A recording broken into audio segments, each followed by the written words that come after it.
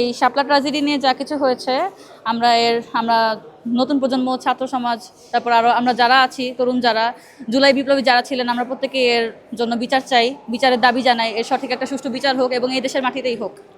আপনি কি মনে করেন যে এটা শুধু হুজুরদের সাথে হয়েছে এই জন্য এটার বিচার এতদিন হচ্ছে না? হ্যাঁ, এটা অনেকটাই মনে হয়, কারণ এটা যদি কোনো রাজনৈতিক কোনো মানে অন্য কোনো দলীয় নেতাদের সাথে হতো, বা অন্য কোনো রাজনৈতিক দল, আওয়ামী লীগ, বিএনপি বা এদের কারোর সাথে হতো, তাহলে হয়তো এটা নিয়ে এতদিন অবশ্যই কিছু না কিছু হতো।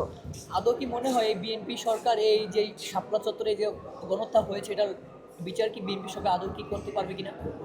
বিএনপি সরকার এর বিচার করতে পারবে কি না তা সম্বন্ধে আমার সঠিক জানা নেই। আমরা যেহেতু নতুন সরকার ভালো ধারণা রাখি, তবে এখনের প্রজন্মদের অধিকাংশটাই ধারণা যে এখনের সরকার আমাদের আগের সরকারের সাথে সাদৃশ্যপূর্ণ অনেকটাই।